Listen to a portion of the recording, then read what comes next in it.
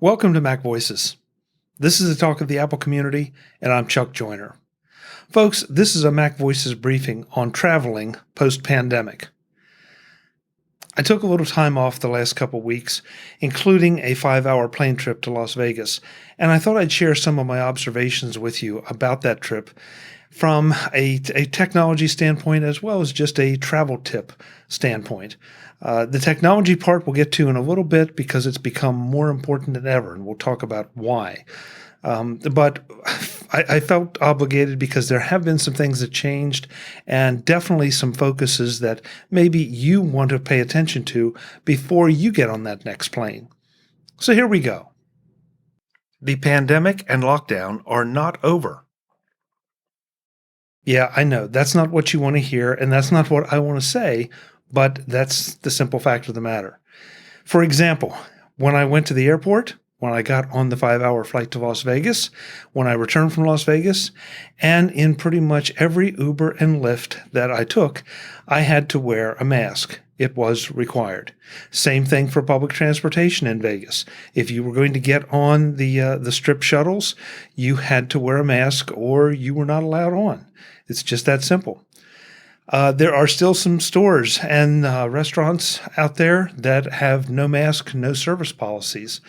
It seemed to be fewer of those, of course, because of the federal mandates. But at the end of the day, you need to be prepared for the fact that you are going to be donning a mask for a fair part of your travel, especially if it involves air travel.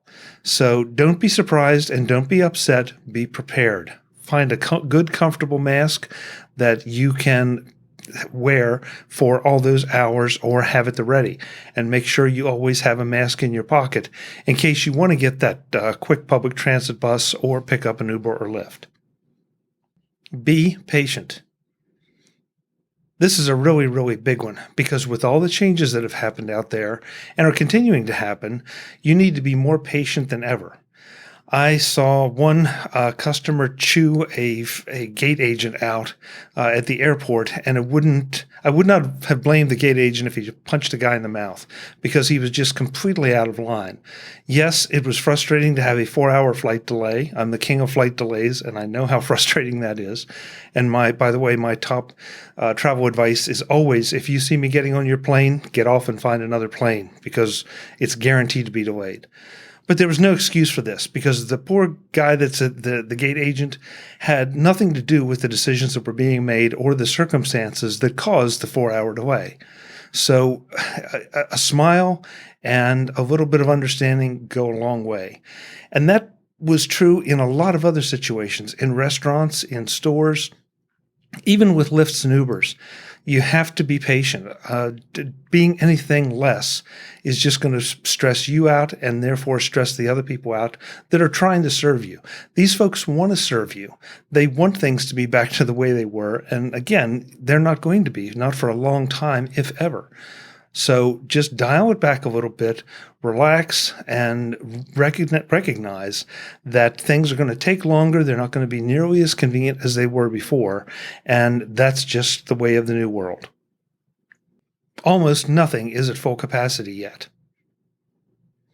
I'm sure you've read some of the articles that I've read about the millions of people that are resigning from their jobs, not going back to their jobs, changing jobs, making all kind of career moves and changes. And I talked to a number of folks, Lyft drivers, Uber drivers, restaurant personnel, about what was happening and, where were all the service people. And the simple fact is that they were having a terrible time serving people. There was no mandate to maybe keep a restaurant at 50% capacity, but the restaurant owners were choosing to keep it at 50% capacity. Not because of COVID concerns, but because of help concerns that they could not find the servers. And they were forced into an uncomfortable choice. The choice of filling up the tables and then making people wait to get their food and to receive the service they were accustomed to, or to trim it down, keep the experience as good as it could be the way it had always been, and just serve less people. And most of them were opting for that option, to serve less people and keep the experience where it could be. And again, that's where some of the patience comes in too, because not everybody was making that decision.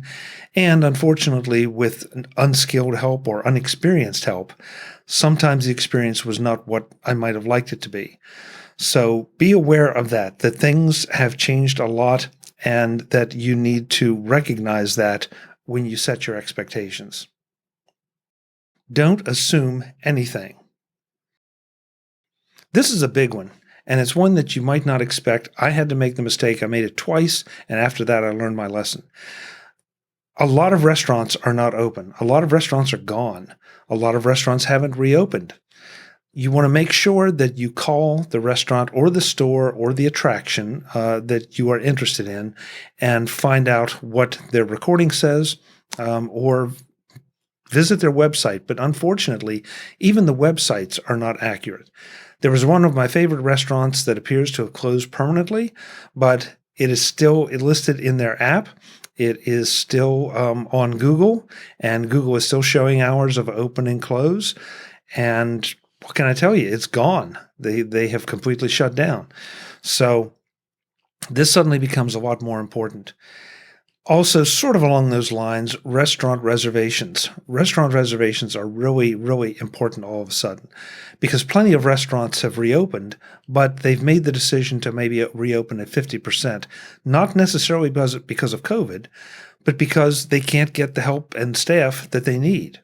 And they are making the decision to operate at 50, 60, 70% with a staff that can accommodate that rather than just throw the doors wide open and seat people and then let them have a terrible experience.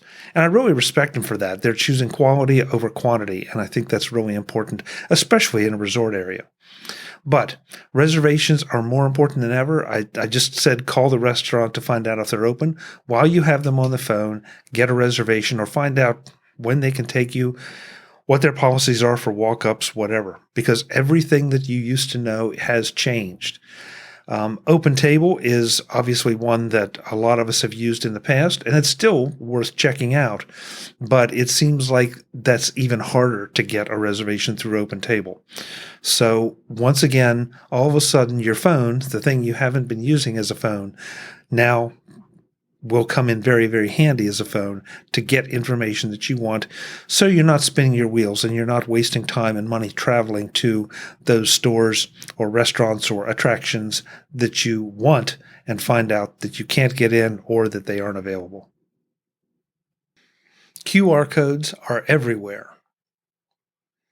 This is a true sign of the pandemic and an effect it is going to have going forward, and that is the use of QR codes. You're probably familiar with them during the pandemic for restaurants that were open or that were reopening, where there were no paper menus, that you could go in, use your iPhone to scan the QR code and pull the menu up.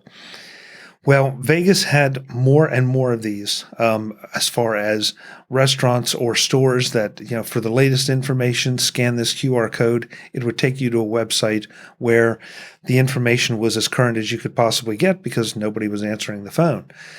There were QR codes to even get into line at certain restaurants and in certain facilities. So that you scan the QR code, enter your information, your phone number, and now you're in line. You don't even check with the maitre d'. So again, there's so many things. If you have not learned how to scan a QR code, then by all means, please do. And there are a million articles out there on YouTube and on the web about how easy it is. But basically, it's pretty simple. You take your iPhone camera, you aim it at the QR code, the little black and white box, and up will pop a little menu that says, open this, and it'll open it in Safari. So suddenly your iPhone once again becomes even more important. And this might be a good time to point out that you want to make sure you have a fully charged iPhone, and maybe if you're going to be out on the town for a while, take an external battery, a small rechargeable external battery. One of my favorites is the TravelCard because of its small size and the integrated cabling, so that you just pop the cable out, charge your phone while in your pocket or in your hand, then tuck the cable back in the TravelCard and keep on going. So it's a good thing to definitely have on you when you're out scanning QR codes. calling restaurants and stores to find out what's open, finding out what attractions are open, because still a lot of attractions are not open. Make sure you stay fully powered. Be sure to set up Apple Pay. Pre-lockdown, Apple Pay was making a lot of strides, becoming more and more accepted more and more places. With the pandemic, all of a sudden, touchless became a big thing, touchless pay. So be sure that if you have an iPhone, that you have Apple Pay set up and all your credit cards loaded, including all your credit cards, because different credit cards are offering different bonuses for different things, and you want to make sure you know what those bonuses are so you can take full advantage of them. So don't just load in just your one credit card or two credit cards. Make sure you have them all available. And the same thing for your Apple Watch, which of course will mirror over from your iPhone. Using the phone is great. Using the watch is even better. And now it's even harder to find someone who doesn't take Apple Pay, who is not taking contactless payments. In fact, there were a number of places I saw that required contactless payments. They did not want to handle cash, period. So you were required to use a contactless payment or a credit card of some kind. That's huge. Even the waiters now have little devices they're carrying around to check you out, to swipe your credit card, or again to use your Apple Watch or phone for Apple Pay. So it's one of those things. If you didn't get on the Apple Pay bandwagon before, get on it now. Even if you just use Apple Pay, you're still going to get some money back. And if you have a credit card that gives you better benefits than that, by all means use that. But whatever, it helps keep you just a little bit safer. It's definitely a lot more convenient. It means you have to carry less cash around and have less exchanges of cash along the way. So those are a few of the things that I observed on my trip to Las Vegas. And I'm sure there'll be others because I tried to write some notes down each time one of these occurred to me, one of these definite new changes. So get out there, go have fun, but recognize that it's not going to be the way it was, probably never will be, but let's try to make it all a little bit better, a little bit safer. That's a MacVoices briefing for this time. I'm Chuck Joyner. We'll be back with more soon. Thanks for watching. Visit MacVoices.com for show notes and to connect with Chuck on social media. Get involved in our Facebook group or like our Facebook page, and get more out of your Apple tech with MacVoices Magazine, free on Flipboard and on the web. And if you find value in it all, consider supporting us through either our Patreon campaign at patreon.com/MacVoices or by making a one-time donation via the PayPal link on our front page and in the show notes of each episode. You will join these fine people who help bring you MacVoices.